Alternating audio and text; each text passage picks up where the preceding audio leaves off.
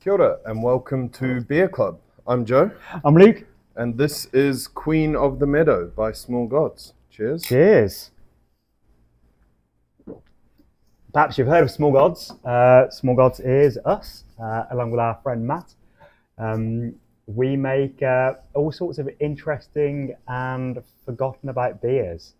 We brew the sort of stuff that we're interested in drinking. And one of our favourite things is to bring back extinct styles and unpopular styles. Um, so that is what we have here.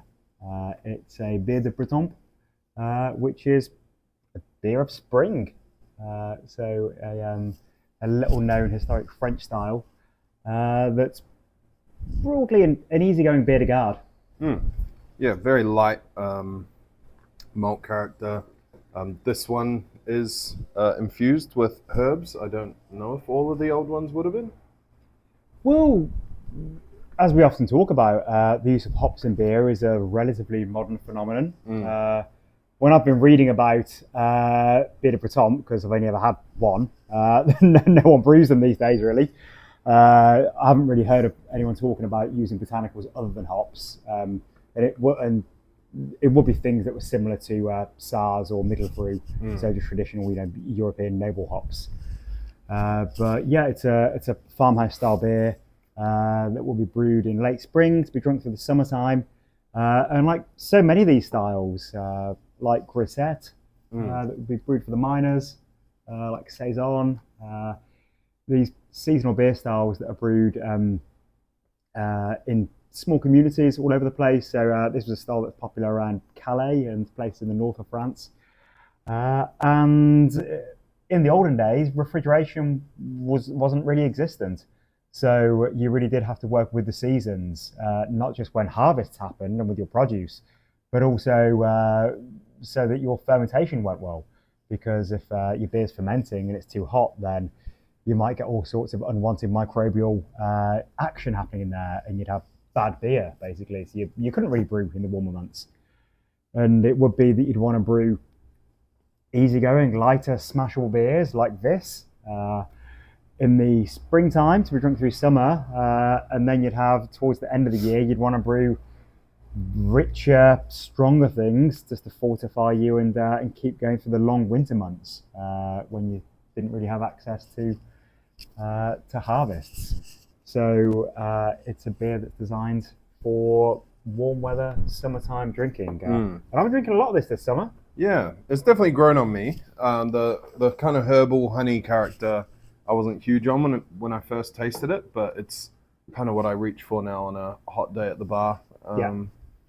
So yeah, it's that kind of light hay, sort of grassy herbal character. But then the meadow sweet is a very complex herb, isn't it? There's lots of sort of like licorice root, honey, as I mentioned. Sort of almond notes. Is a good character. So I feel like the dominant characteristics of meadow sweet, which is also known as Queen of the Meadow colloquially, is honey flavour, which is really fun because it's such a dry beer, but it gives you the perception of sweetness because the honey sort of character and flavour to it. Just really like smashable, so dry. And then that lovely almond character, which is really one of my favourite flavours. I just really love marzipan and bakewell tarts and that sort of flavour, and cherries. And then kind of cut grass. It's sort of like hay. It really reminds me of meadows in the countryside. And I'd wanted to brew a beer with meadow sweet for ages. And it just happened to be I was, as I often am, reading books and online about historical extinct beer styles.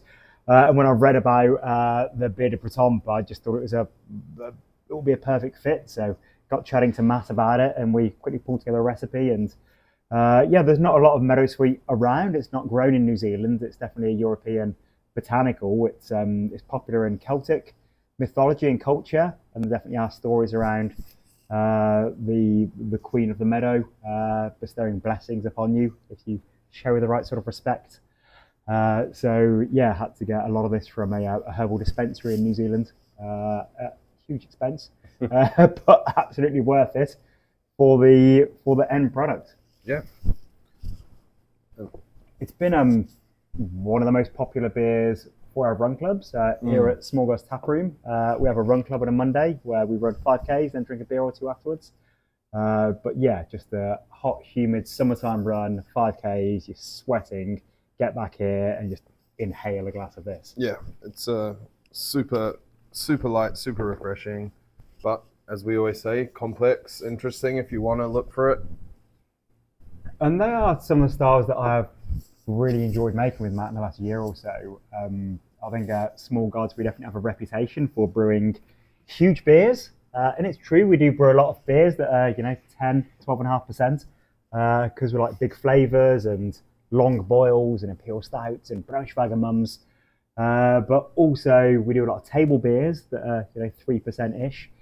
And this sort of middle ground of pub beers, I suppose, beers that you can have a few of. And yeah, go down so nicely here at the tap room. But recently we had the Throwing Hand, the safe beer, which was, this is in that similar world, I suppose. Yeah, just a beer for drinking full glasses, introducing your friends to who might not be super into big hoppy beers or, really dark, perceived kind of bitter beers. Yeah. And yeah, just don't have to think too much about it. Just enjoy it in the sun. But yeah, wish we had more kegs of beers like Throwing Hands. Yeah, because we can never never get the balance right. And yeah, these sort of historic beers that were, this wasn't just the way that a lot of us craft brewers approach beers these days, where it's just doing so many different things. It was a pub in a village, or more likely in a farmhouse, would just do one kind of beer, and that's just, you ask for a beer and you get beer. And it would be something like a safe beer, something like a beer de Breton you'd be drinking, a quarter of the year before you moved on to your autumnal beers. And then you'd have things like an Irish dry stout. I always talk about things like bitter or mild. And these beers that have layers and a bit of complexity, but it's nothing super strange. It's not something that we're definitely prone to in the beers that we choose for the Beer Jack subscription, because we like novelty and new things. Are things that you drink one of and have an experience of a mango and chili sauce infused sour beer. Yeah. But yeah, it's not one you want to drink 4 of every day for the rest of your life. But yeah, Beer Breton is in that world, I think. And similar to beers like sort of like Maibach in Germany, because it's a beer that would be released in May, sort of as the cusp of spring as it goes into summer of Maibach. Obviously, it's a lager and it's a slightly stronger style, but yeah, it's really nice to think about the seasons and the old way of doing things, because these days beer can be quite an industrial process. We have access to really excellent refrigeration, and we can get hold of pretty much whatever ingredients we want any time of year. So yeah, that would be a bit of a dream to have a farmhouse brewery just purely working with things that are in season and aging things. Yeah, I'm sure the New Zealand public would be out in droves. That's how we're going to make our millions. To do even smaller batches or even weirder beers and only in season and have no electricity. Yeah.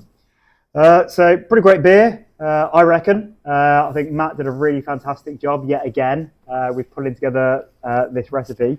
I really enjoyed doing the artwork on this one.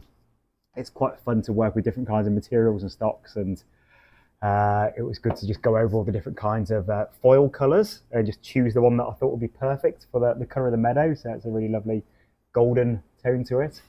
And yeah, if you haven't ever seen Meadow Sweet, it looks a bit like my illustrations here. It just sort of grows up in sprays and looks like a weed. Well, yeah, it is pretty much.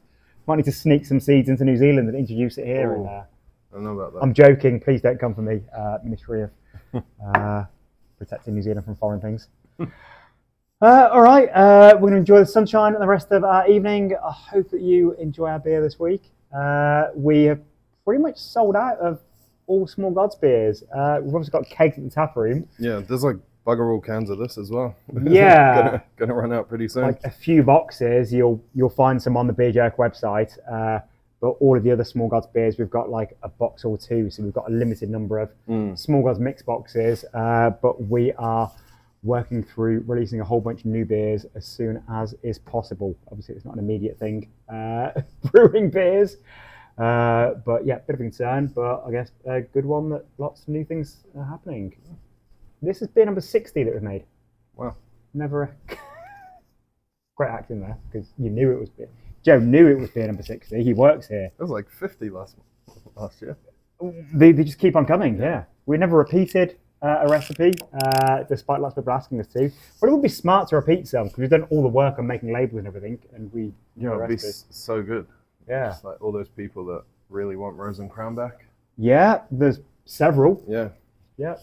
Elvis Juice. Elvis Juice, yeah. Might take some. Yeah. Wherever he is in the world. America, yeah. Well, what would be yours if you could choose just for another Small Gods beer to be Mr. Tea Time. Mr. Tea Time. Yeah, a lot of fans with older English chaps. Yeah, and me. Yeah. That was my favourite. What about you? I think it would be one of our Brett beers. So maybe that's a good choice. Living with Intent to Survive. It'd be great to make more of those. Was that Brett C? Intent? The second one? That was the second one, which I think was C. Yeah. Yeah. I need to check. But yeah, but either of them. Both Yeah, were so fantastic. delicious. So much fun. Yeah. All right. Thank you for joining us. Thank you to Small Gods, us and Matt. Great job. We'll see you next time. Cheers. Cheers. I shouldn't have done that. Fuck, that's It's bad empty. luck. Yeah.